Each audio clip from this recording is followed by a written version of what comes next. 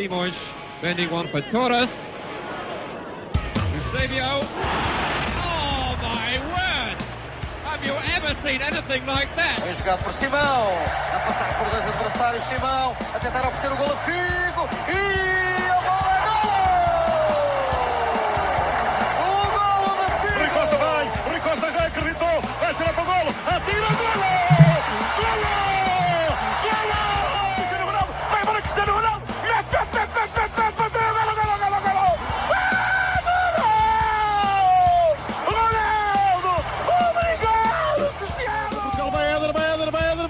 Chuta! Gol!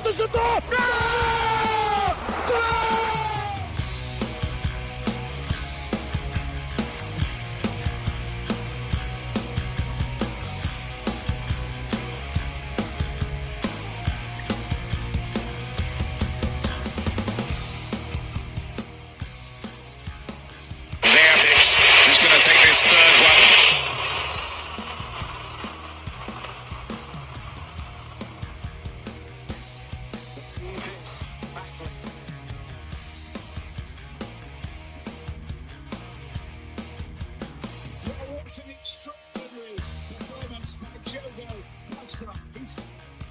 Yeah, I would say. Welcome in, everybody, to another live episode of the Seleção podcast. We are broadcasting live from the Seleção podcast studios here in California, and we thank you guys for tuning in on what was a very I would say just a ho-hum kind of night in Germany, where Portugal just did what they were supposed to do the way they were supposed to do it. You know, no fuss, no muss. I have a couple of Erics in the waiting room here, but I first wanted to show just the kind of vitriol I was getting online, and I felt attacked. I just felt like it was just too much. And first of all, it's Jason, and Jason says, "Hey, remember when the host of that amazing podcast questioned Diogo Costa?" Just playing, LFG. And then, of course, when the person who I'm about to bring on here says, let me bring it up here. And Eric says, "Is that a big enough moment for you, Danny?" Well, Eric, as we welcome Eric, the Portuguese Hammer Vieira, onto the show. Yeah, I would say it was a big moment, bud. How are you? I'm doing good. I would argue those 3 big moments, maybe 4 big moments if you count them all. I would say 4, absolutely. I think he's built enough cachet with you now moving forward that I think he's solidified number 1 and legend status after. Yeah, you know what? Let's go ahead and say that. Yeah, I would say that's an easy statement to make going forward. Diogo Costa just I believe I saw one, and there's another tweet I pulled up here. Diogo Costa, I think was one I saw here. As let me see, who was that from? From Simba Walker here. Diogo Costa. Look at that. Absolutely plays. Yeah, it absolutely plays. Yeah, and so does Portugal into the next round, Eric. As we love wordplay, you and I. Unbelievable day of football. The emotions were super high. Before we go any further, I do want to also bring in another Eric because that's fun too. Eric Krakauer, what's shaking, buddy? Oh, and you're muted. Come on, you're a professional. He's still muted. He's just talking still. Are you able to hear me? There we go. I was Yale. First of all, hey boys, I don't know if you got anything to drink here. I needed a cold one today. Got a coffee. That'll play. Fucking Eric, maybe with the spit take on it. An honest juice box. You can do a lot worse. Low sugar. Senhor Krakauer, como vai? Muito bem. My pulse has slowed down a little bit, and I'm not as irritated, but I'm not looking forward to Friday. Let's put it that way. Oh, come on. Let's have a little positivity here. It isn't even about positivity or negativity. I just, I can't put myself through this. I gotcha. Well, boys, again, thank you guys for coming on the pod. I know, Eric, you got a little bit of, or Eric Krakauer. I know that we have you for a limited time. You're a busy man with your MLS schedule this week, but we'll get the most out of you while we have you here. And I'll start with you on just in my headphones cut out just a little bit. So if I'm asking a repetitive question here, I do apologize. But just kind of take me through highs and lows of watching today's match for you. Highs and lows. It's a difficult way to. I mean, look, the high was obviously, Diogo Costa. Well, I guess better way of saying the roller coaster that was today, I should say. Yeah, it was. Look, it was just one of those frustrating matches, and again, I'll go back to what I've said in the past. I've seen this movie, and very often it does not end well. And it was reminiscent of so many of the games we talked about the other day on the podcast, Morocco, for example, just teams that sit deep and are effective counterattacking. And I thought Slovenia today, you were talking about the abuse, which you actually did not get on Twitter. I did. I gotta sell it. I gotta sell it, Eric. You gotta sell it. I did. But what I found extraordinary from some of the responses that I received was just how insulting some people were towards Slovenia. Mm-hmm. They parked the bus. They don't deserve anything out of this game. Anti-football, which is a term that I despise. It's usually uttered by supporters of teams who are incapable of cutting through deep blocks. And I know they're not fun to watch, and they're frustrating if you're a fan of an opposing team that is attempting to slice and dice, as I was. I was every Portugal fan today, right? It was just frustrating to see. But if I'm going to go to a low, it's just Roberto Martínez and just some of his decisions, his in-game management, which actually, and I tweeted this as well, has been a theme in this tournament. It has. With Belgium, the substitutions, even before the substitutions, the decision to line up in a 4-4-2. And today, I didn't think anything was necessarily wrong about the lineup. You know how I feel about Cristiano starting. But I looked at this team and I thought, look, this is a team that can get it done. But in response to what he was watching, I thought his decision-making was a little slow. Hammer, what do you got?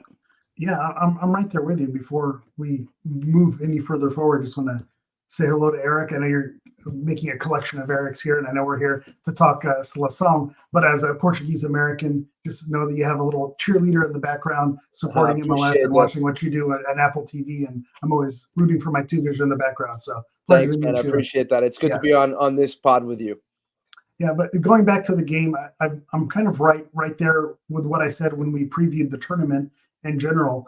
It may have seemed almost too basic when he said it at the time that everything, hinges on Ronaldo. But in order for Portugal to have success, it seemed like it was going to be on the shoulders of CR7. And so with that, it just hasn't been hitting and it hasn't been connecting. So I think part of that goes to Eric's point about you need to see what's happening and kind of make those adjustments, to lean on him for 120 minutes and not make changes. And then with some of the substitution decisions, I know we'll talk about Vitinha being the first one to come off, he was one of the most creative players when you're playing against a team who's sitting in a low block and you're grasping at straws to figure out how can you break through, take off one of the few players who's able to break those lines and get in between and find that space. That was kind of a mind-boggling decision that he made that. But I'm right there with you in terms of Slovenia executed their game plan. They did exactly what they set out to do.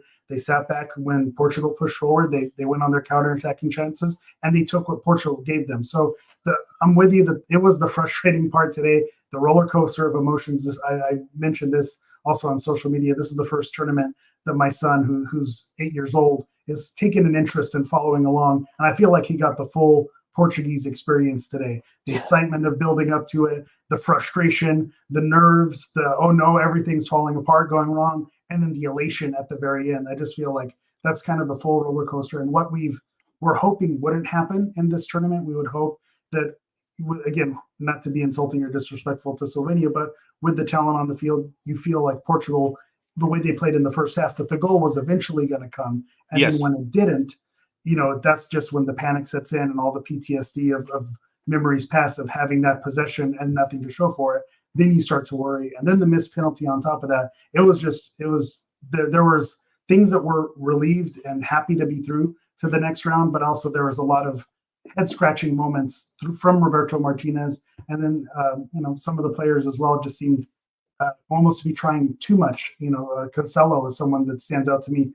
The moves that he does on the field and what he does on the ball, it's spectacular. But then he does the one extra move that's maybe unnecessary and kind of puts Portugal at a disadvantage. So it's feast or famine type of thing where you want those type of players on the ball, but then when they almost try to do too much or put too much on their shoulders, it almost works as a detriment to the team. So, I think Portugal will look to make some changes before the next match because it's going to be a tough one. Yeah, we're talking with Eric Vieira and Eric Krakauer here on episode 91, a live episode of the Seleção podcast. For me, the game for me took a negative turn, and we've mentioned his name a few times, was when Vitinha was subbed out. And when he was subbed out for Diogo Costa, I was quick to get to my phone and I said, this is the wrong move. And sometimes I get in as a fan, I get into the emotional part of things, and I just see sometimes that a player isn't playing well, or I've already kind of made my decision on Bernardo Silva for the entirety of this tournament, with the exception of the goal against Turkey. I think he's been struggling on that right wing. A lot of it not his fault, because I don't feel that in this kind of team that's his strongest play. But if you put Jota in the game, the clear, in my opinion, the clear choice to take out of the game would have been Bernardo Silva, because he was not giving you anything. And then the next sub would have been Bruno Fernandes. And I'm here to argue about having Cristiano taken out of the game, because those three players that we have, cheered for and wanted to get the most out of. But Ronaldo's obviously an all-time great, but I'm just talking about just more so on Bruno and Bernardo. But those three players today did not show me that they deserve to play the 120 plus PKs. And ironically enough, obviously they're the three that hit the 3 PKs to win the game. But you could have brought, like when we went to who was it? When Chico came in the game. If you keep Leão on the left and Chico on the right, you then can move Vitinha in the middle. If you kept Vitinha in the game with Palinha playing in that defensive midfield. I was flabbergasted by not only those decisions, but then to wait 110 minutes to make your second set of subs. It was very frustrating not to get a goal, and then to see the tactics that were used to try to get that goal. I don't know, Eric, or EK. I'll call you EK. Or Crack. That's what all my friends call me. Crack. All right, Crack. You open this Pandora's box, but Crack, what do you think of my thoughts on that stuff? Look, I agree. I disagree in some of the, slightly with some of the personnel choices. I understand why Bernardo Silva wasn't a candidate to come off, and that is because even though he was not a passenger, but he was marginalized by the current of the game, every time he did get the ball, he took care of the ball. I think he misplaced 3-4 passes the entire match, and he must have passed the ball about 50 times. So this is a guy who you can trust to take care of the ball and to not put his team in a vulnerable transitional moment. But your overall sentiment, I agree with. The decision to pull out Vitinha, for me, was one of cowardice from Martinez. He was too scared to bring Bruno off, who was having a nightmare of a match. As bad of a game as he's had in a while. Yes. In that shirt. And part of that also could have been, figuring out how his movements and Vitinha's movements can sort of coincide, or, how their presences in midfield can complement each other. I felt that at times they were in each other's ways. But you can make those adjustments. But ultimately, the decision to bring Vitinha out, which was a mistake because he was excellent. He didn't look tired to me. He never looks tired. And not bringing Bruno was cowardice. And you can then say exactly the same thing about Cristiano, right? In the second half, he's offering nothing. He offered very little in the first half as well. Then the story becomes Cristiano because he wants to take that free kick from miles away when the referee moved the ball. By the way, excellent refereeing in this match, it has to be said. I mean, he's a fantastic referee. I forgot his name, the Italian fella. Yeah, he was fair on both sides. He let it go. I'll get it for you. Yes, consistent. That's the word. Yeah, all the way through. But even when he rolled the ball further away from where it was positioned, when you saw Ronaldo take it, I just remember thinking to myself, here we go. He's making himself the story of this game. And I said this to you last time, Danny, that Martinez had an opportunity, not an easy thing to do, but an opportunity to either cut Cristiano loose from the national team or have a very serious and honest conversation about his role in the team. Maybe he had that conversation and he hasn't followed through. Maybe or he lost that conversation. Or he lost that conversation. Yeah. Look, I understand when you're around, and all of us have done this. You don't have to be someone famous to have a certain gravitas, a certain pull, right? And you feel not intimidated, but you're not in awe, but something akin to it when you're around that person. And Cristiano Ronaldo is that person, right? I mean, he's one of the 5 most famous people in the world. Okay, 5 is just the most random number I'll ever come up with, but you know what I mean. Well, there's 3 of us. Yes, there's the 3 of us and him and Messi. But so essentially, what I'm saying is, it just seems to me that he doesn't have the courage to make tough decisions, and we saw that today. And just to finish off, because I'm being long-winded, the last 2 subs that you mentioned, to bring Ruben Neves, and to bring Semedo as well, showed to me that he was afraid of losing the game. He didn't want to go out and win it, which is understandable as well, because in transition it got very shaky, and of course that was underscored by Pepe, who's up there in age and who had not a mental lack of concentration. So it wasn't a lack of concentration. I think he was heavy-legged when he didn't hit the ball as well as he wanted to, and Šeško left,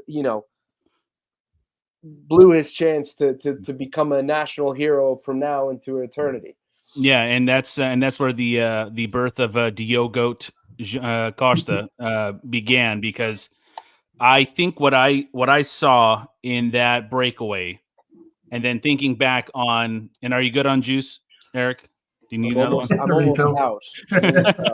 But I think my entire Seleção fandom kind of flashed before my eyes in those 5-6 seconds on that breakaway, because what we had just seen was the greatest Portuguese player of all time have an opportunity to put Portugal up 1-0 in extra time, and it was a good PK. It was an even better save by Oblak. Tremendous save. And then you go into the second part of the extra time, and you have that heavy-footed play by Pepe, and he's chasing that Slovenian attacker, and in that run towards Diogo Costa, I'm like, a missed PK and an error by the 2 greatest players the Seleção team has seen in the last 20 years. This is how they're going to go out. Mm-hmm. And that's the last thing that we're going to remember. And not that obviously Diogo Costa saved that ball because of that, but it just so happened that the gravitas of what could have been, had that ball gone in with about 10 minutes left to go or so. Maybe less. Yeah, and maybe less than that. And then with Pep getting subbed out and him waving to the fans, and I'm just like, is this it? It felt cruel. Yeah. I have not been exhausted watching a Portugal game since probably the 2016 final. The emotions of today, given everything that was going on in the manner in which it happened, there was a heaviness to the action today, and I'm just thankful that we found a way to get through. Obviously, France is a beast of a nation to take on Friday. I don't care how they've played in this in this tournament thus far, but for today, I'll take the birth of a new hero in Diogo Costa, and we'll figure out how this team is going to play and do on Friday when Friday comes. But there are still a lot of questions, and for both teams, honestly, coming into Friday. But to me, like, Friday just almost sets up to be like could be like a heavyweight fight where, like, all of a sudden the goals come for both teams, because I don't think there's going to be trying to break down a low block from either side to start the match. I think they're both going to go at each other, and then whoever strikes first, then you can probably see them play a little bit more defensive. But I think this could be given how bad both these teams have played, and I think the quarterfinals could be where this tournament finally shows up, because we've got Spain and Germany, we've got Portugal and France, England by the skin of their teeth are into the quarterfinals. So we could have some big time football in these quarterfinals coming up here in a few days' time. Yeah, it's funny you mentioned that, because that's actually a joke that I was making with some friends I was messaging with earlier. This is really when the real tournament begins, is because a lot of the teams who maybe squeaked in the third place sat in the low block, had the counterattacking strategy, and now it almost works in Portugal's favor that France is not going to sit back and wait for Portugal to attack and go at them. So I think it does play in their favor that it's, they're not going to have to break a team down. It is funny though that, going back to the substitutions, Eric mentioned the benefit of keeping Bernardo in, going to Bruno. While I do agree, again, not his greatest moment in a Portugal shirt, to me, if you're going to go 120 minutes and your penalties are a possibility, he's one of the untouchables to me. With his penalty taking record, I felt like you have to live with the poor performance, because you're going to need his marksmanship towards the end there. So it's kind of funny that everyone, while we do mumble and groan at the substitutions, I think there's an argument to be made, since Roberto Martínez is probably not getting a lot of love from us today. There's an argument to be made that could be the benefit of the reason why he wanted to keep Fernandes in. Yeah, I actually don't disagree with that at all. The problem is that in order to get to that point, a lot had to happen, so he's taking a lot of risks. But to your point about France, I don't think France wants as much of the ball as you think. This is still Didier Deschamps' team. Yeah, and that's fair. He still prefers to play in transition. That's where Kylian Mbappe is going to be at his most dangerous. You saw today that they had a lot of difficulty dealing with what was essentially quite a deep defensive posture from Belgium. They will have watched this game, in the midst of their celebrations, squeaking by with a Colomwani goal for Tongan own goal, which was a horrible way for him to end his international career as well. And they will have thought, we're going to defer possession to Portugal, because in transition, they just don't look that good defensively. And that's always been this team's issue, because there's so much mobility in the middle of the field with Portugal's playmakers, that when you lose the ball quickly, not only have you committed so many players forward, but they're not necessarily in the best positions to try and stave off counterattacking play. So they're slightly disorganized. And that's why in tournaments like this, when you get to this stage, to the knockout stage, teams that sit deep and are more defensively organized and more conservative in their attacks tend to do a lot better. Of course, there are outliers like Spain, during their extensive golden generation, if you can call it that. So I'm foreseeing a game where Portugal, or the only reason why Portugal will not have more of the ball, is because when Portugal plays big teams in tournaments, they're very nervous in the beginning. They don't hold on to the ball very well. So all that possession prowess, all that ability on the ball kind of dissipates for a little bit. And I think we'll see that against France as well. Eric, I know you or Crack, sorry. Crack, I know it's a little bit longer than what you were giving us. How do you need to step out, or are you good for a couple more minutes? I think I've got a couple more minutes. I do want to say a couple of things before I leave. One, sure, absolutely. Floor is yours. João Cancelo, outstanding. 100%. He was the bright spot of the second half. Remember what I said to you on the pod when you asked me what my 11 was? I said I'd put him. You know that I have issues with him. Absolutely. I always have, right? We were talking in 2021, the Euro, when you were doing the pod. I wanted Dalot to start. Yep. People were upset about that. Dalot, he's not good enough, But I said that Cancelo was the kind of player that was going to be required to try and carve through the defensive posture. And that's exactly what happened. And at times you could see how frustrated he was that he was the only player, essentially, who was managing to make inroads through that Slovenian midfield and defense. So he was fantastic defensively. I thought he was good as well. And that's his big Achilles, regardless of the fact that he's a fullback. So that needs to be noted. And man, did Palhinha walk a tightrope today, because his ball recoveries were excellent. His field positioning, always good.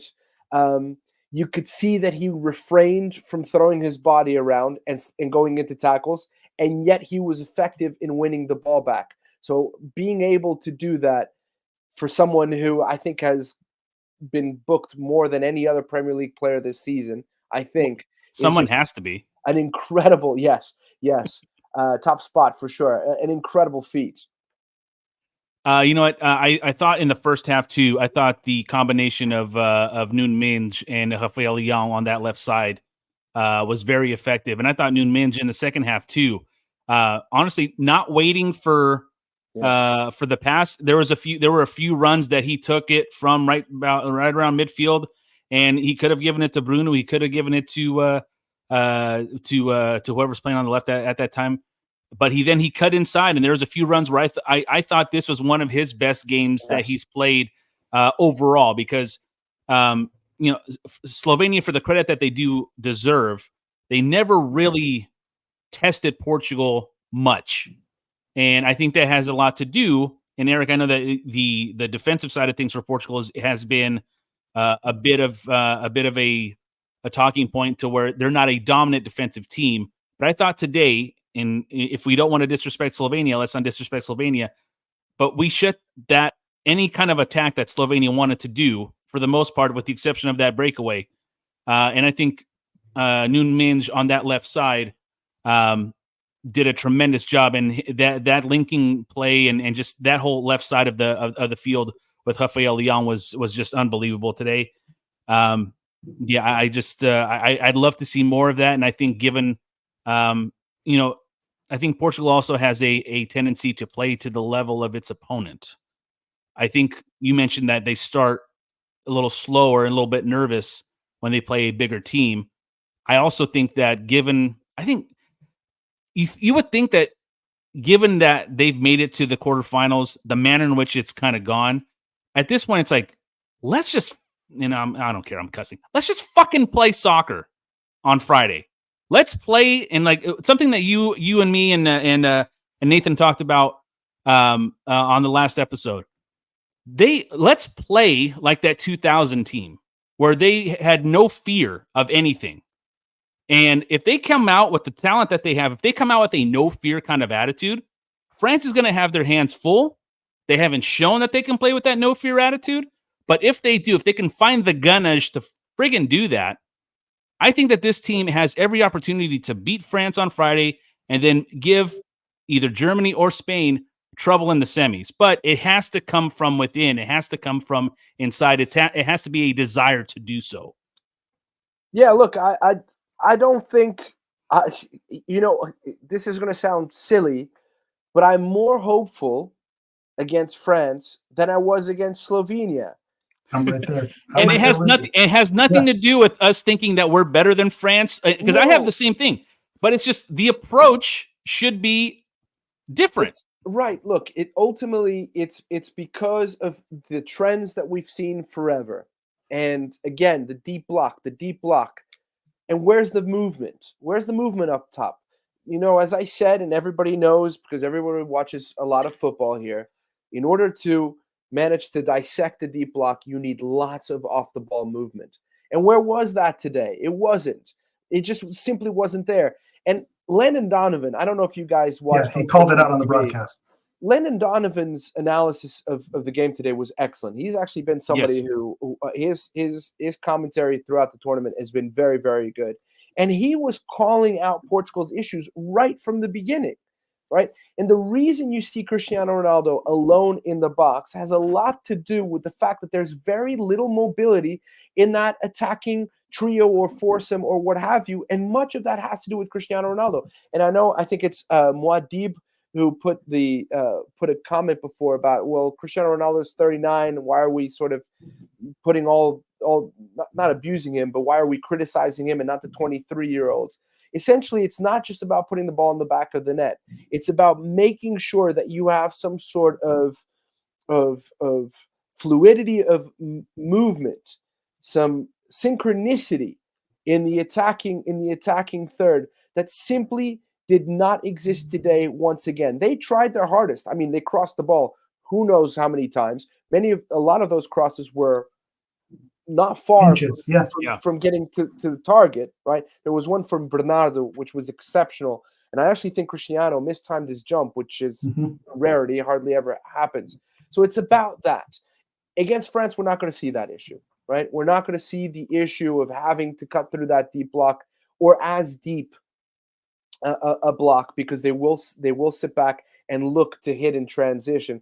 Colomwani, I think, probably starts this game with Kylian Mbappe. I'm thinking Griezmann hasn't been too good. Griezmann will never be dropped. But Rabiot now is suspended, so I think he might tinker with the midfield and open space. And Griezmann also picked up a bit of a knock in the game earlier in the morning, so he's to be monitored. I don't think it's anything crazy, but I think it was an ankle or something. But yeah, he'll play. That man is made of steel. But my last point on that is that essentially my biggest fear is what happens in transition, because I think if they're at their best, if Portugal's at their best, they go into this game with confidence, they can maintain possession, right? They have to be a little bit more aware of what happens when they lose the ball, but I think they can maintain possession and slowly find their game in the attacking third. I just don't know if that happens with Cristiano Ronaldo, who will not be dropped. And he's going to go up against Upamecano and Saliba, who's one of the best center backs, if not the best center back in the world right now. So he's going to have his work cut out. Before we let you go, Crack, I did have a question in some of the notes that I was writing here. Does the 120 minutes which is essentially 3 days rest if you don't count today, so you're on Tuesday, Wednesday, Thursday, you play on Friday. Any chance you think a guy like Pep may not start, or CR7 may not start? One, based on fitness, and two, based on form. I know you kind of answered the CR7 question, but given their age and their form, like, to me, it'd be hard for me to not have Pep in there, but it's, he just went 110, and you can kind of see him getting a tad tired at the end, which led to the almost huge mistake. But and I know that there's other players that are in conversation who should not be starting, but I'm just talking about our old stalwarts here. One based on form, Ronaldo. One based on fitness, perhaps. Any chance you see that happening on Friday? I mean, I think they both start. They're gonna. It's gonna be an easy week of training. It's gonna be mostly recovery, studying the French national team, and I would not be surprised. And somebody actually noted it in the comment section, and I think they might be right. If he goes with the back three against France, because of the dangers in transition, because of Kylian Mbappe on the left side. So that's yet to be determined whether it's going to be that back four. I think it's more likely that he'll use a very similar lineup to the one that we saw today. I think Pepe is a concern in terms of his fitness. He is superhuman, but he is still human. Still human, and yep. And apart from that mistake, he was outstanding once again. So it's I don't know. That's a very good question, and I think they'll both be okay. I'm kind of hoping deep down that Cristiano Ronaldo only has one half in his legs, because I want to see something different in the attacking third. I really do. And Rafael Leão, very good first half. You saw how dangerous he is, cutting, even down the middle when he's at full speed. But again, in the second half, I know he was frustrated that he was pulled out, but he just wasn't bringing anything. The problem is that if you bring Chico Seleção into the team, why are you putting him on the left? It's like Southgate with Phil Foden. Why are you playing him on the left? That's not his position. That's not what he's going to do. So anyway, I'll leave it at that. I've already Senor Vieira, I've already taken too much of it's all good. Senor Vieira, my goodness. I've already taken too much of. It's weird calling other people Eric. Yeah, I'll take it. That's fair. Hey, Eric Krakauer. One, thank you. Two, where can we find you on Apple TV Plus on the MLS package this week? Well, I'm off to Chicago early in the morning tomorrow, so I'm going to be doing Chicago, Philadelphia, and then I fly straight to Orlando for Orlando DC United, and Kaká is being inducted to Orlando's new Hall of Fame. So tune in if you the storied Hall of Fame of Orlando City. He was their name. I understand. And he is a legend, and he once said something nice about my commentary. So how can I not love the guy? That's pretty good. That's nice little thing to put your hat on there, sir. Yeah, I did an FA Cup game for Brazilian TV in Portuguese, and I didn't think anybody could understand me, but apparently Kaká did. All right, buddy. Well, hey, I appreciate you joining us for a little bit, and safe travels, and let's go on Friday. All right. Yeah. Let's hope we get. I was going to say the 3 points. Let's hope we get through. It's all about getting through. All right, Eric. Thanks a lot, bud. Take care. All right. Now that he's gone, no, I'm kidding. Senor Vieira is back in, right? Senor Vieira, dude. Let's why don't you change the name from Eric Vieira to Senor Vieira on the old screen there? That'd be pretty money. Senor Vieira is my dad. That's one of those. Yeah, I understand. I understand. By the way, I know we have a lot of a Canadian contingent here. It is Canada Day as we are recording and going live here on July the 1st. So happy Canada Day to all our Dugas in the Great White North. Danny, can you see the chat? Yeah, I can see the chat. There's there's so much going on, and we're in conversation. So believe me, I see the chat. I'm trying to navigate both waters there. So, can I mention something about Pep? No. Okay, fair enough. Well, all right, no, go ahead. To your point about do you see him being rotated in or starting this game? It's so funny because everything is being made up about the age of Ronaldo and Pepe and how they've looked during this tournament. And as Pepe became the oldest player to play in a World Cup or a Euro, I think he passed a player today. He's now the oldest player ever to play in a international tournament. And game number 2 against Turkey, he arguably had a man of the match performance, and everyone was singing his praises. And it felt like in this match, in the 100th plus minute, it felt like he turned 41 and then he turned 45 real quick. It just seemed like the fourth game in short succession and the amount of miles that were put on, it seems like it finally caught up with him. Not, he got the rest versus the Georgia game, but I think it is something that caught up with him. So I think he does start, given Martinez's choice, for his quote unquote best 11. I think Pep is in that lineup. So I do imagine you start him, but I do think that you keep the handle on the parachute a little bit sooner because the wheels are going to fall off eventually. And so you just have to be ready to make that move when it happens. And I think the same goes for CR7. And that was a lot of our frustration today. I am of the belief that he should be starting. And I think someone was mentioning in the chat, well, who else is going to take his spot? I think that argument is fair. Gonçalo Ramos is not someone who was, lighting it on fire for PSG, that he's absolutely going to pull that spot away from Ronaldo. Same thing with Jota coming back from injury. He's not going to be the one who out takes that spot. So I think you do start CR7. And there is something sentimental about, you do want him to hit that record and score a goal in the tournament and see, I don't give a shit about that anymore. But when it's not hitting, you have to. I like what Crack was saying about, conversations need to be had. Hey, if it's not happening, we need to do it, and we need to pull you off the field because it wasn't working. So I'm all for giving those opportunities, and he had the chances in the first half. The headers were, inches off. It was not far away from being on target. But I think once he took that free kick from the side of the box, that the one was the sign that, okay, it's time. Okay, you've had your chances, you've had your moments. It's now becoming a detriment to the team. So I think we can live in both worlds, where I do think he deserves the chance to break that record and get those goals, and he has the ability to do it, obviously. But when it's not working, Martinez has to have the fortitude to say it's time to take you off, and it's going to be what's best for the team. He needs to have the fortitude to make those decisions. And talking about that one that he hit from the side, that left side, that's a perfect angle for him to be in the box to receive. He's one of the best ball, in the air.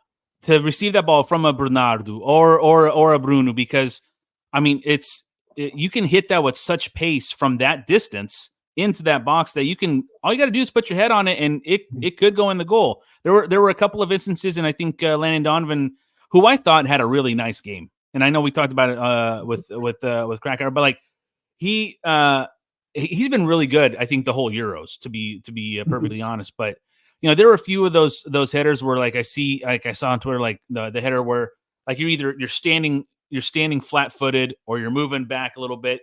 You can't get anything on the ball, when you're heading it on a cross from that angle. All you got to do is just meet the ball with your head, and it's gonna go towards the goal. The ball did the work. Yeah, absolutely. Let's talk about the super positive here, which was go ahead. On Landon Donovan. I'm going to name drop here. Had the pleasure to speak with Landon Donovan in January, this is something that he's had on his radar since, obviously, they've known this Copa America and Euro schedule has been coming for a long time. But Landon Donovan has been preparing for this for basically a year.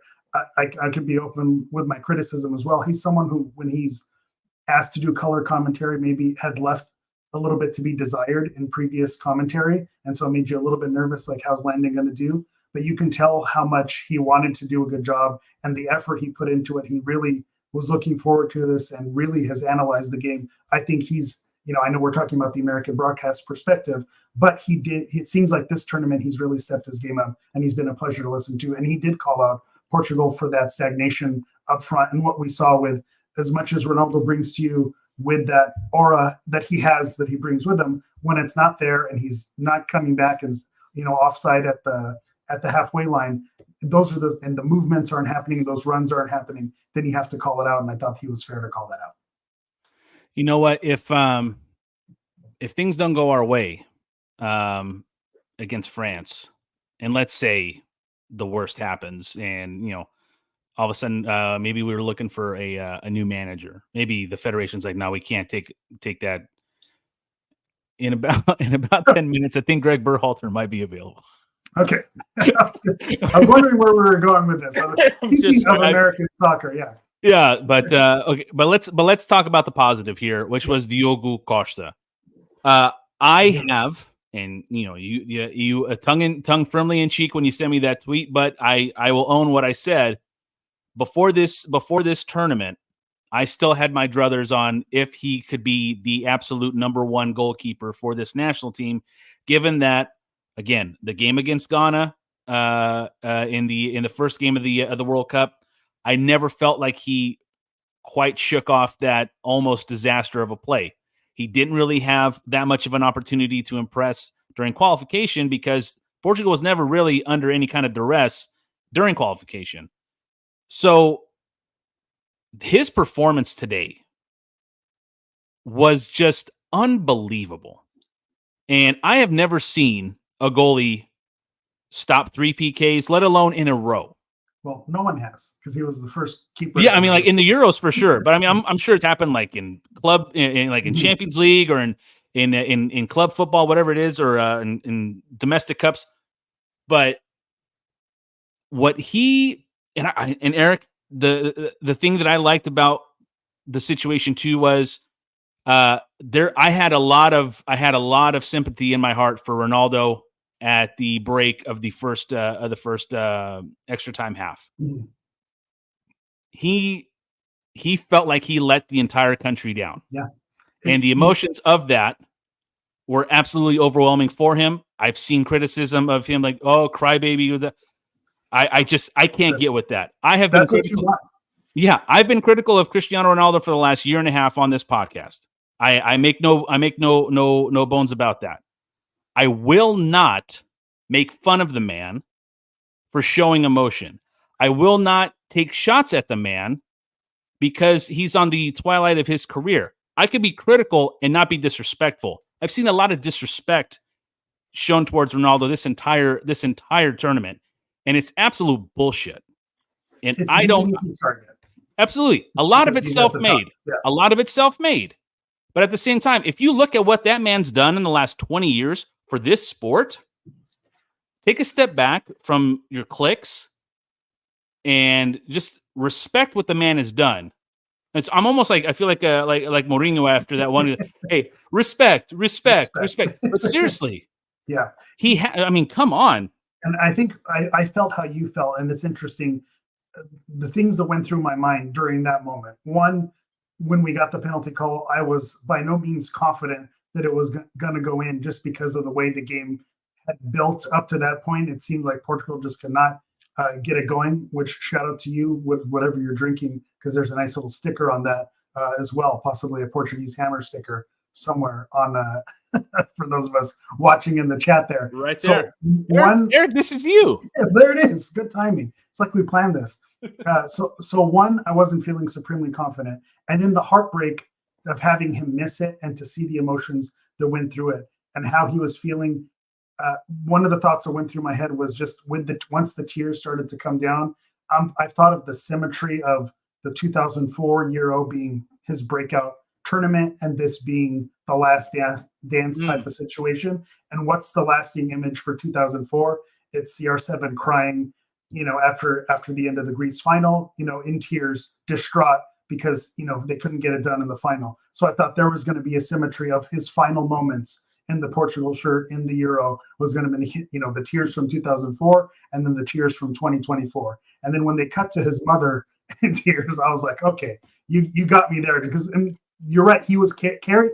Why he's playing the way he's playing and maybe trying that hero ball and the free kicks from the side of the box is because he feels like he's carrying the weight of the nation. So when that doesn't go through, of course, the emotions are going to, go through you. He's a pro. We got through it. He handled business in the penalty shootout. But I'm with you. I don't think you could fault him for feeling emotion in that moment. You have to snap out of it because there's still more time to be played and more work to be done. But I don't think you could fault him for feeling how he felt in that moment, because we all felt it. I felt it watching it. He felt it. And so I think that was perfectly fair. And then thankfully he was able to make up for it in the penalty shootout. Yeah. And I love the fact that he went first. Given he's not a guy who's lacking in confidence. Obviously, we've seen it for 20 years. He is not one who lacks in confidence, but he's still human. And I thought the way the team rallied around him too, was big. This isn't a guy created that also. Yeah, I totally agree with you. I don't think that this is a team who is tolerating having him on the team. I think this is a team who is absolutely thrilled. I don't know, maybe not thrilled, but he's part of the team. And I don't think it's and I just think the way they rallied around him at the intermission of the first half was a testament to their togetherness as a squad and the reverence that they have for him. It's like, listen, you're not going to hit every PK. You didn't let anybody down. You're going to get another opportunity. And the fact that he went first, and I don't know if it's because Diogo Costa made the first save, but I love the fact that he went first. I love the fact that he kind of switched up his technique on there, where there's a little bit of a pause where Oblak had to maybe think for a split second too long. And I thought that was that save, that first save from Diogo Costa, and then the PK that CR7 made was the catalyst to put Portugal over the top. And then, of course, Diogo Costa making 2 more saves was just absolutely unreal. Yeah, it feels like this was almost a passing of the torch moment with, the missed penalty in extra time from Ronaldo, the slip by Pepe towards the end, and then Diogo Costa kind of taking it and the team rallying behind Ronaldo. It almost seems like this is the moment where it's no longer Ronaldo and Pepe carrying this Portuguese youngsters, this young talent on their shoulders. It's now the Portuguese talent is going to push Ronaldo, to the finish line and get him there. And I feel like this could be one of those weird moments where that's what brings the team together. And you mentioned a funny point about the team not necessarily tolerating him being on the team. One of my critiques when, because there is that argument that's been happening for probably the past 2 to 3 years is this team better without Ronaldo on the field? One of my critiques when he's on the field is the team almost defers to him too much. I think he's not playing with peers. He's playing with a lot of Portuguese national team players who idolize him and grew up idolizing him. So they want to do nothing but make him happy and make him proud. So to have them lift him up and then be the ones to say, we're going to get on our shoulders. We're going to, we're going to carry you here. We're going to carry you to the promised land. I think that gives them a little extra something as opposed to let's defer. Let's give Ronaldo the ball. Let's feed it in. Let's try to get him that goal so he breaks the record. So I think that's something. This could be something that's a weird turning point. You saw it on Twitter with the England match. It went from what a disgrace, we're eliminated, everything's going, to that Bellingham bicycle. This is a team of destiny. It's coming home. They're all going to it. It switches like that. It's never been home, England. Sorry. So I think that it's a fickle game and it flips on its head. And I think this could be one of those moments where it becomes, Martinez and this Portugal team are in trouble too. This is something that the team now can rally behind. Yeah, it could be a galvanizing moment. The Diogo Costa save in the second half of the extra time. That could be the galvanizing moment. It could be the rallying around Ronaldo. There are a lot of moments in this. That's why this match was so goddamn exhausting, because there were so many loops. There were so many loops to this roller coaster, Eric. And this could be, and maybe, rose-colored glasses, all that bullshit. Yeah. I get it. But this could be the point for this team that pushes them to perhaps winning the whole damn thing. And I know we're still in the quarters now. We have 3 more games if we want to win the final. We got to get by France. We got to get by either the host of the tournament or the team that's played the best thus far in the semis. And then whoever comes out on the other side of the bracket. There's a lot of work to be done, but for all the negative that this team or that this match brought up until the very end, you can pinpoint areas to be happy and positive about that could build into something super positive going forward. This is something that happens. It happens in league play. It happens in international tournaments. You see it all the time. There are teams that, there are moments that just make those final changes happen. And this could absolutely be something where, they were struggling and figuring things out. And now it seems like they've put the pieces together. I mentioned kind of a passing of the torch where, this now changes from the Ronaldo and the Portugal team to the Portugal team with Ronaldo, just that subtle, change. And that's where we're going with it. If you had to go in terms of, before I even do that, there were the emotions after the game. Okay, we talked about the rallying around Ronaldo at the intermission of the first extra time. There was the moment for me that got me right in the corazón when Pep and Diogo Costa are embracing. And in essence, what Pep is saying, you've given me one more game at least. My career is not over because of you. The goosebumps that I got watching that, on top of the whole Ronaldo rallying around Ronaldo with the PKs, It was, again, it's as an emotionally draining match as I've seen probably since the final of 2016. And I hope and I pray that this is one of those matches and one of those scenarios where this is what drives them for the rest of the tournament and hopefully into a second European championship. Yeah, and how poetic that they play France the next in line to knock them off. And again, we mentioned about giving Slovenia a lot of the credit for playing having the defensive scheme to shut down Portugal, but also I know we always say we're not going to insult them, but the part that I am going to insult them a little bit is where I'll say that in transition play, they just did not have the horses. There was a gap in talent with ball control and passing where even when they had moments on the break, you never felt fully threatened. There were sketchy moments and scary moments, but you never felt like Slovenia, this player is extremely dangerous and is going to make you pay for your mistakes. If you give up a ball in transition and you have someone like Kylian Mbappe on the ball going one-on-one with one of your defenders, that's going to scare you a lot more, and they're not going to make the same mistakes and cough up the ball like Slovenia was. So that's the thing that's going to make you a little bit more nervous about this next match. A match against France in a knockout winner go home scenario. What's Eder up to? Call him in.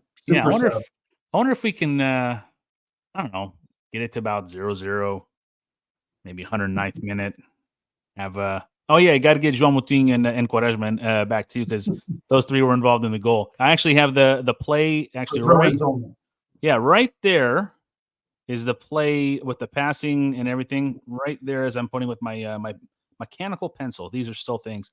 Nice. I would, whatever it takes to fly him into to the match on Friday. Even just to have him in the building. There's something about the good vibes that it brings. Yeah. Yeah, 100%. In terms of Friday, what do you think, or what would you like to see? And then what do you think is going to not so much happen, but Eric was mentioning, perhaps going to a back three. That scares me a little bit just because it has not been successful, but also it I guess depends on who you're playing too. But what would you like to see in terms of, another positive too, real quick before we go before we get to that is no yellow cards today in a very physical match, which again, I think it's a credit to the referee, and I'm going to pull up his name here because I had it. It was Daniel Orsado. I thought a fair match, or a fair assessment on both for both teams in terms of calls and everything. I don't think it was leaning any other way, but Eric Krak mentioned that consistent was the right word. I think Eric Krak, I love that. There were so many. We've seen some atrocious performances from referees, in particular with that Georgia match with the non-penalty call and almost the excessive yellows, and you see some of the yellows for simulation that Leao got earlier in this tournament, and we've seen some head scratching. I think whatever directive went out for this match, they sent their referee, and I'm not going to put a tinfoil hat or anything, but it seems like the conversation was, let's not get these star players yellow cards. Call the game, let them play. If it's going to be physical, it's going to be a little bit of a dogfight. If it's not, if there's no blood, then let's not go crazy about it. It seems like that was almost the situation. But to be fair, in his credit, he was consistent both ways. I think there were some fouls that may have been, questionable, could have been called fouls by other referees in other matches, but he didn't call them. But then you saw it go both ways, where Portugal maybe, with a little tough challenge, and there were no yellows shown, and it seems like it was consistent in that regard. And to me, that's kind of a dream scenario, is where we're out, like you said, let's play fucking soccer. Let's play the game. Let's not worry about cards. Let's not hold back, because let's not change how I play because I know I'm sitting on a card. Let's play the game and then let the chips fall where they may. And I think that's the referee let the players decide the outcome. The referee did not decide the outcome of the game today. All right. So going back to what I was about to ask you here, what is it that you would like to see on Friday, and what do you expect to see in terms of either a line? Like, could you see them go to a back three? Would you like to see them go to a back three? I would not like to see them go to a back three, partially because I think when they say go to a back three, it's really a back five. And so to me, with the amount of offensive talent that Portugal has in their squad to use it up with defenders. And it's part of what drove me crazy about the Nelson Smith sub and the Nev sub towards the end, at the end of the matches. You want to win the game. You want to end it. You don't want to risk it with a 50-50 chance and penalties. Put in some offense. Let's get some goals. But to make a defensive sub showed, that cautiousness and that nervousness, which is what you don't want to see. So I don't want to see a back three because it's really a back five, because I think to win these silly Americans, you have to score more goals to win, right? So you don't want to be set up in a Hold on. Wait a minute. That's a gym. This is what you're going to walk away with tactic wise. One more time. If it's for those in the back who didn't hear. You have to score more goals to win the game. I'm pretty sure that's true. So I want to see them. I liked what I saw in the first half, and it was part of why I wasn't nervous in the first 45. It just felt like the goal was coming. They were knocking on the door. They were breaking through. The defense, with the Leao's run. So I would like to see the same lineup that started today.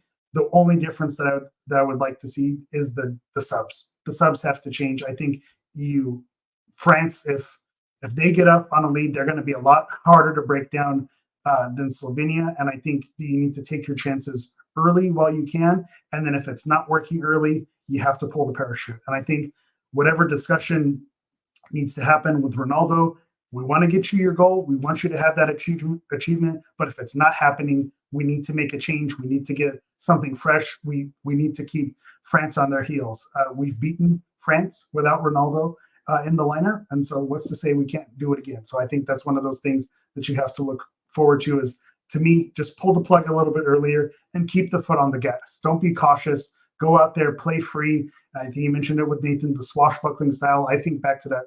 I was watching some 2006 World Cup highlights. That team was just not afraid to push forward. They were going to take the game to whoever they were playing against. And I think that's what you want to see. Take the game to France. Don't let France dictate the game. I want to see Portugal dictate where this game goes. Yeah, I mean, for whatever it's worth, Portugal in the 2006 World Cup were voted like the most entertaining team to watch. For me, I need to see more conviction from Roberto Martínez in terms of if it's not working, let's pull it a little earlier. So I agree with your sentiment. I'm looking at my my lineup here. So I think Cancelo on the right. I think Pepe. It's just keep it the same. I think. I think keep it the same. I think you have to against France just because of the way he can control the ball. But I do think that Vitinha is a guy who can absolutely do that as well. So I think if there is a need to get wider, to get a bit more speed, I do think that Bernardo Silva has to be the one that goes. Now, I also will say this. Let's say we're fortunate enough to get up 1, maybe even 2-0 on France, and it's like in the 60th minute or something like that. I could see a scenario. I know, but listen, let's just just hear me out. I could see a scenario where you play Bernardo the entire 90 minutes and you then move him into a more centralized role to control the entire midfield going forward. And I think that there is still a lot of good football in Bernardo Silva. It hasn't shown up a lot in this tournament with the exception of the goal against Turkey. And I just I do think that I think Leão is a start. I think he's going to start CR7. I think he's going to start Bernardo. So those are your 3 at the top.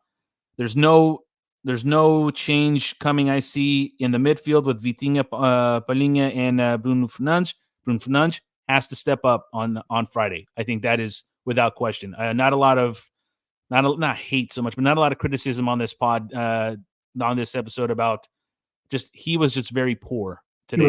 He was off today. And he was.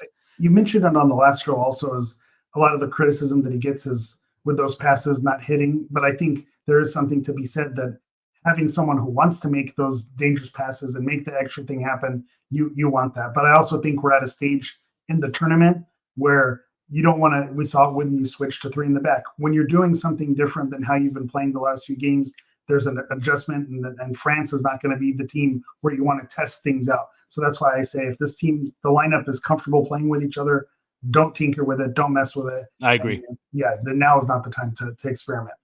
Yeah, I think obviously the game is going to dictate what happens with subs, and it's going to dictate what happens with, maybe moving some guys around, and maybe playing out wide to in the middle and whatever the case is. But I do think that we have over 300 people watching. This is ridiculous. That's thank you guys. that's pretty awesome. But for this game, all I want to see is, I just want to see a confident Portugal. I want to see a Portugal that isn't afraid. Mm-hmm. I want to see a Portugal who takes it to a team that, quite frankly, has not played well this tournament. They have all the capabilities, France does, of putting. Honestly, they have all the capabilities of smacking our ass in the quarters. But this team has not proven itself in these first 4 matches. They don't have a goal in open play, 2 own goals and a penalty. That's it. So are they right for the pickings? Yeah, I could say that. Are Portugal? I could say that too. Yeah. So that's what are they due for an explosion? That's also, and that's what I think might happen on Friday for both teams. That's why I think that we could see a 3-2 match, a 4-3 match, just like something absolutely wild, because all of a sudden the shackles are off and we got some racehorses going back and forth. Yeah. So all that said, I just want a Portugal win on Friday. Don't care how it happens. We'll see. I'll take my chances with the hosts or the team that's playing the best in the semis. And then if England wants to figure it out and find out what happens when you play us in a knockout game again, I'm all for it. No, that's Austria. We're going to see down the line there when we get. They've been really good, dude. Yeah, they've been talking about organized and executing a game plan. I think that's one of those dark horse teams where you wouldn't be shocked. While we're talking about fantasy booking and living in this, Tarmac mentioned something in the chat. I would love to see CR7 come off the bench. Well, I don't think that's going to happen. You see the change, but imagine a game like today where Slovenia is sitting in the low block, Portugal's unable to break them down, and then bringing in Ronaldo off the bench in the 75th minute. Imagine a fresh Ronaldo with the chaos that could cause. That to me is the dream scenario that I was wishing for. I don't think it's going to happen. I don't know if that's federation pressure or there's things behind the scenes, or if there's non-negotiables that he's personally dictated that he's, that's not a role that he's willing to accept. But to me, that is the dream scenario. And where this team could really hum is when you have someone of that caliber who's not expected to carry the team on their shoulders and to come in and just do their job at the very end. That's the dream for me. And who knows, maybe that's will be his role for 2026 in the World Cup. We'll see. Oh yeah, absolutely. When he's playing in either Jerry World, or if he comes out to Levi's where I'm at, or where a lot of our Tugas are on the East Coast in either Boston, New York, or even in the 6. So yeah, we who knows what he could do in 2 years' time. Who's been the best player for Portugal in this tournament thus far, in your opinion? To me, the player who has captured my attention the most has been Vitinha. He's someone who got a lot of praise for his season at PSG. And even when we did our previewing the tournament, he was one of those question marks as, can we trust him to be in the lineup? I think when we're talking about who's going to be the breakout player in this tournament, who's going to be the player who solidifies their spot in the Seleção moving forward for the next 3 to 5 years, I think Vitinha has shown in these 4 matches, or even though he didn't play in one of them, in the 3 matches that he's played, that he is a crucial cog in that midfield, and that he has the talent and the way he's able to get out of trouble and get into space, set up his teammates. He's someone who's really impressed me this tournament, and to me has been Portugal's MVP, even though the goals technically don't show for it. But he's someone, when you're watching the game, passing the eyeball test, he's someone that just jumps off the field. He's been my favorite player this tournament. Yeah, I think for me too, in terms of my favorite player, I do think at the end of the day, we always say that Father Time is undefeated, but I mean, Pepe is still, to me, it's still beating the crap out of Father Time. If I had to go like a 1-2 in terms of the best players at this Euro for Portugal, outside like field players, obviously we're gonna yeah, we're going to be very, very nice to Diogo Costa the rest of probably his entire career. But like on field, I think Vitinha and Pepe have just been. I think Vitinha, Pepe, and I would say Nuno Mendes. I think Nuno Mendes has been really, really good. Had an excellent tournament. Yeah, so I would say those three have been the top players for Portugal. I'm not going to ask about who I think's been bad because that serves no purpose. João Palhinha too. João Palhinha has been really good, even though he's been subbed out a couple times. But I would say, top three in no particular order: Vitinha, Pep, and who did I say third? Nuno Mendes. Yeah. So let's see if anybody in the chat. Who do you guys think is the best player so far for the national team in this tournament? Put them in the chat while you guys are doing that. A couple of housekeeping assignments here, or house cleaning. There it is. Housekeeping is not. I think housekeeping is correct, actually. Okay. Well, I don't. Stuff I want to talk about. So you don't do around the house. So I want to thank all you guys for the support that the pod has been getting in these past couple of weeks. The pod has now gone, and these could be very trivial numbers to everybody else. They mean a lot to me. The podcast has now gone over 2,000 followers on Twitter and has over 500 subscribers on YouTube.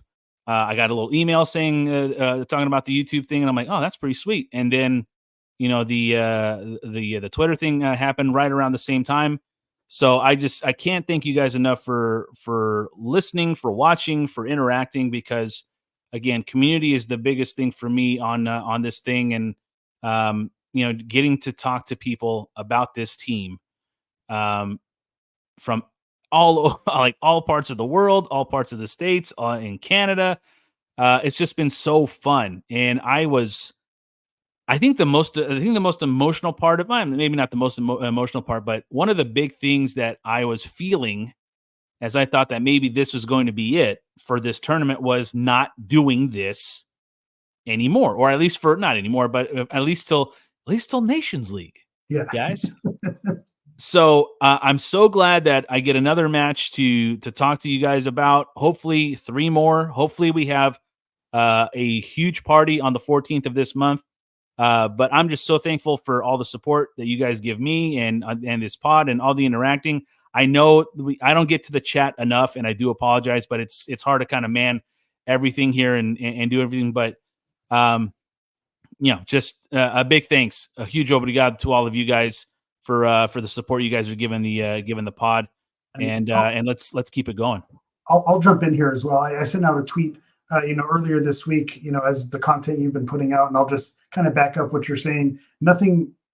Part of why we love the Seleção as, Portuguese Americans, I know there's people from other countries as well, is that national pride, that sense of pride that you get of lifting up your own people. And nothing makes me happier than seeing the success that you're having, Danny, with the guests you're able to get on and the content that you're putting out, and to see it grow. And, I was fortunate enough to be part of the infancy of this show and kind of be a guest and talk some Portuguese soccer, which always makes me happy. But to see it growing, the chat blowing up, people responding. We had a Twitter space where someone called, was chiming in from India. Not a fan of me apparently, but just the fact that we're getting people chiming in from all over the world. And buddy, he apparently was getting shot at.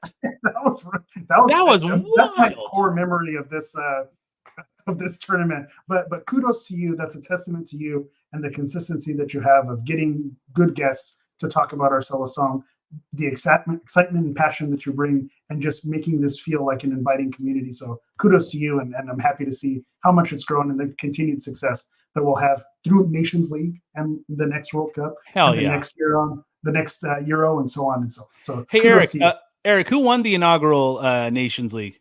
We'll always have that. We'll always be the first Nations League champion. Yeah. I have my patch somewhere on a jersey. Oh, I'm sure. I'm sure. Let's get to the chat real quick.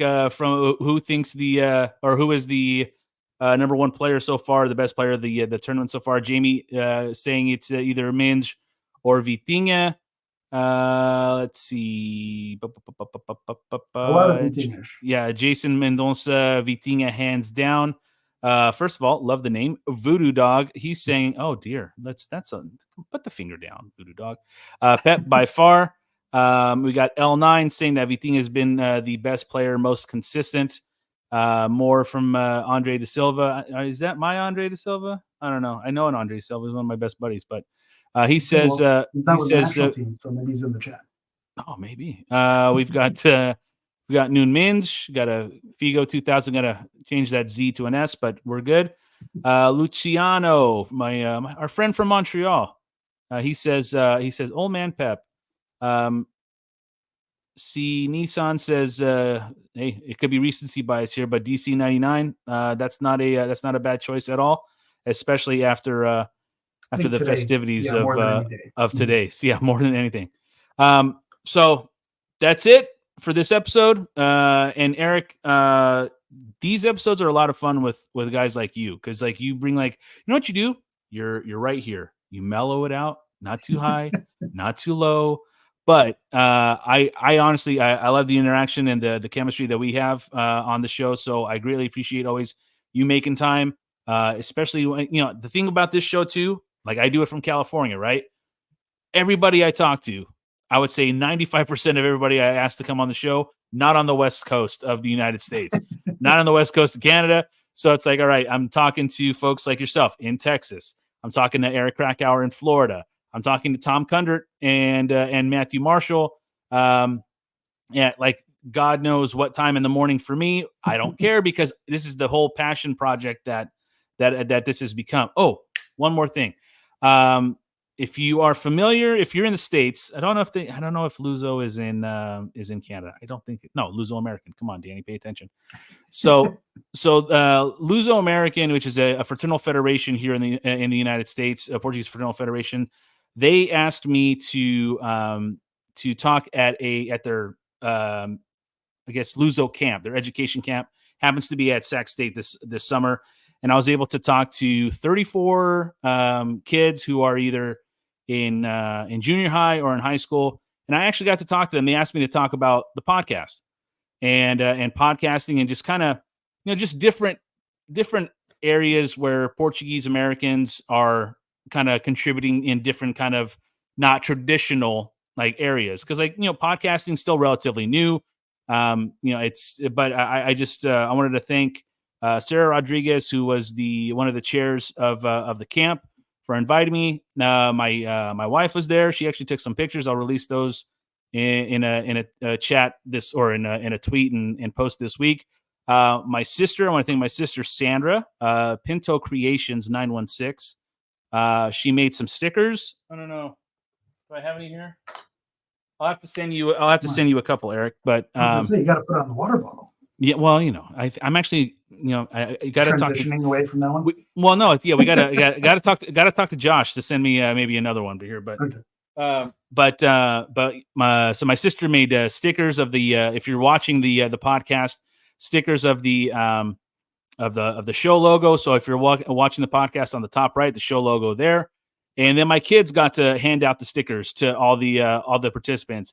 All that to say, it's another part of the community that I'm able to kind of be a part of and show what this passion project has turned into. And again, that's just a long-winded way of me saying thank you guys very much for making this what it has been and what it continues to be. So I think that's all the positivity I've got left. Throw Austin's chat on there. Let me find it here. Merch. I think that's your next venture. Where we're going next. Oh, it's funny. Give me a second. If Eric, why don't you just pad for 30 seconds here? All right. So everyone, if you want to get in the chat, and let's do score predictions. How we think Portugal is going to do. I know we have a biased crowd in the chat, but how do we think what the final score is going to be? How this game turns out with France playing a Portugal playing a France team who has not scored from open play. So I'll start with you, Danny. How do you think this game is going to end? Well, it's going to start with me not working Friday. Okay, which is fair. So I'm off. The day after day after 4th of July here in the States. It's a Thursday. I'm not going to go to work on Friday. I was at work today, and I took a bit of a longer lunch.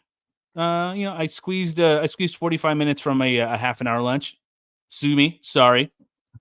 But what I will do is I'll probably put a cold beer, Eric, on one of these. Oh, yeah, well huh? done. So these A are little coaster. a little prototype right there. Or maybe I'll put another beer on one of these. Huh. That's a good looking. That's a good looking one right there. I'm very proud of this one. This one That's a good one. this one I made on my own in terms of the logo design. But so Austin, merch is coming, but that's you'll learn something about me is that I take compliments very badly. So when Eric is giving me the compliments, I'm just like, can Eric just be quiet because I just get uncomfortable. But yeah, stuff like this. If you guys are interested in stuff like this,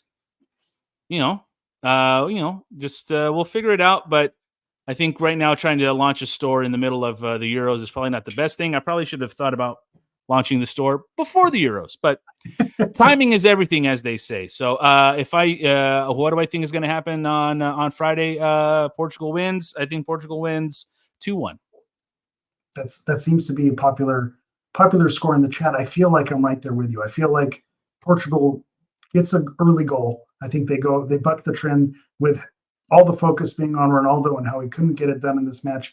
I feel like he gets one early and silences the critics right away. But I also feel like with the pessimistic Portuguese nature that they don't go a full game getting a clean sheet. I think France has way too much talent that you're going to shut them out. So I feel like it ends 1-1 and we get another extra time. And then who knows what happens after that. And I think this is a moment, I mentioned it, a turning point, a passing of the torch where someone new becomes that Eder, the Santander, and puts it away. And it's not Ronaldo, it's someone else who comes in, whether it's Gonçalo Ramos or Diogo Costa. Someone comes in and scores that game winner to make it 2-1 in extra time. No penalties. I'm not here to call anybody names. I'm not here to call and make fun. Jason Cote, you are a psychopath. If I know you want to go through that again, if that's your prediction, that's fine. I don't want any part of penalties again. No, not at all. God, no way. Yeah, no, thank you.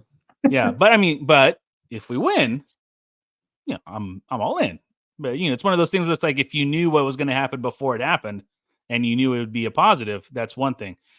PKs again. I don't know. Let's see some other predictions here.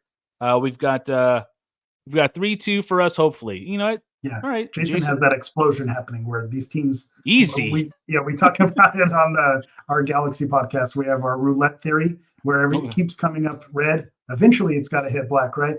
France hasn't been able to score. Portugal's been struggling. Eventually, this talent is going to explode, and we're going to have a goal fest. So a 3-2. It's not a crazy idea. I like Jason's prediction there.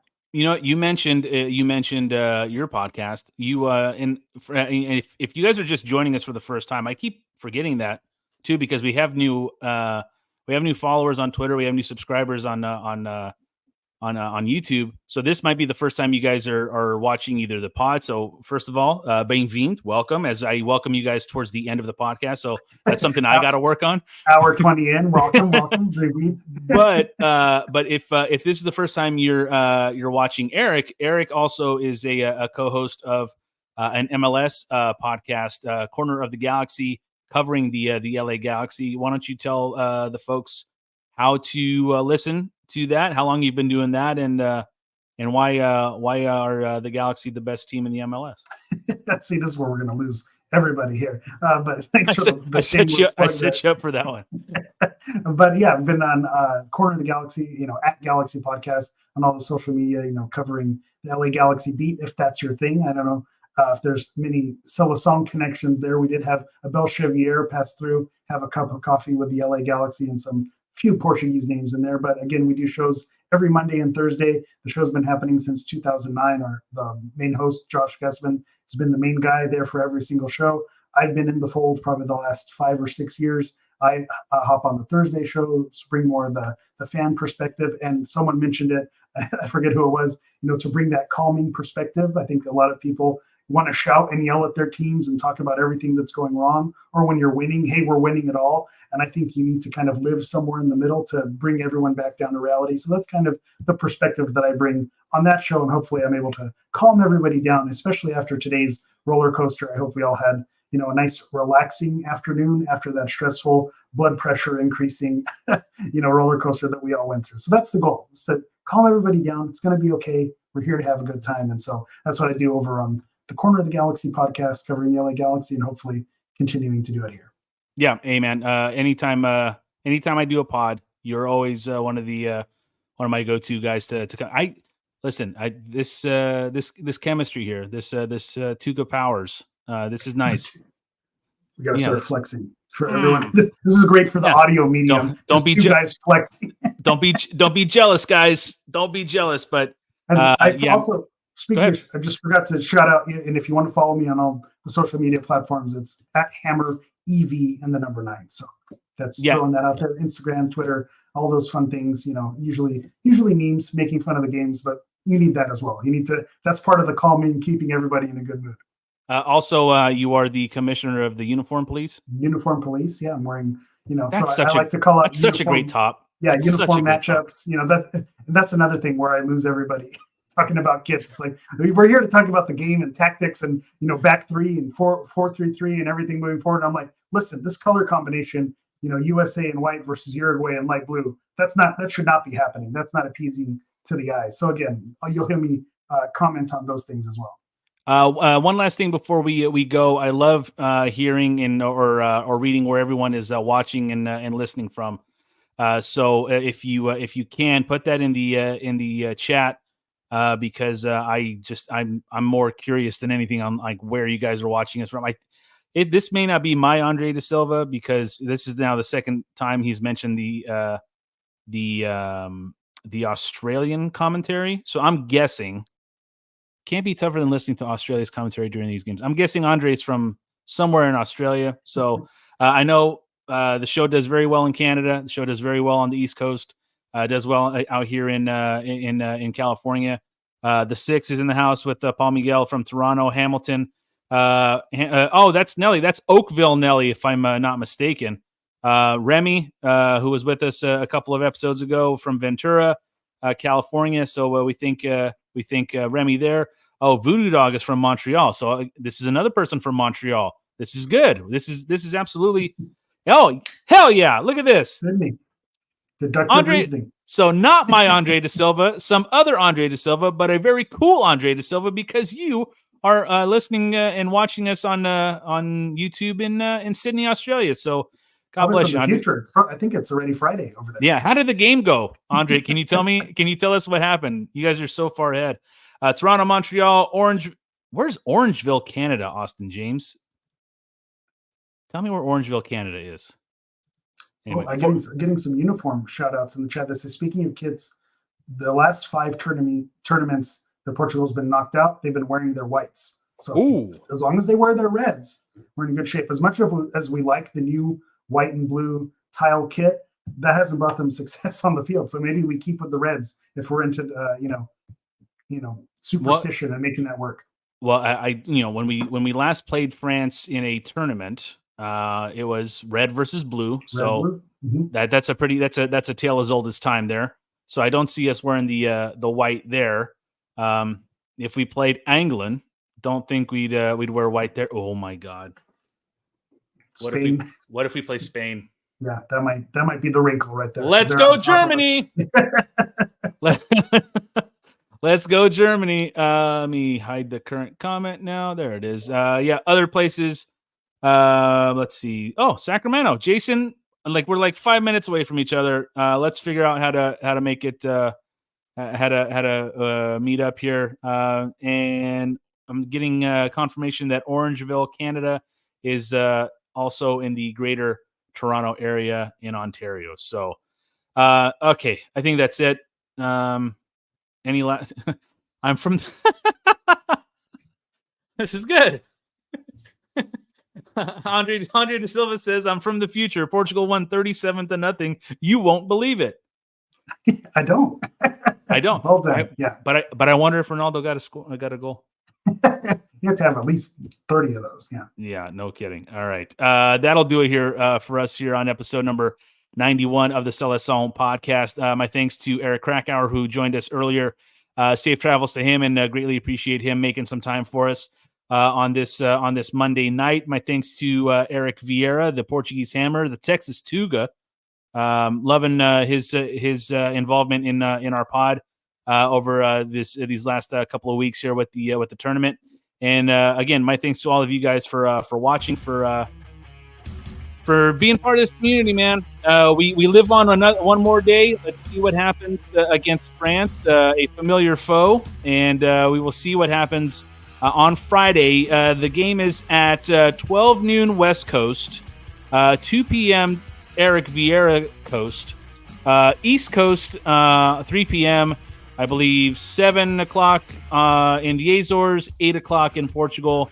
Australia, they have already let us know, so I greatly appreciate them letting us know. But for Eric Vieira, Eric Krakauer, my name is Danny Pinto. This has been the episode number 91 of the Seleção podcast, and Força Portugal!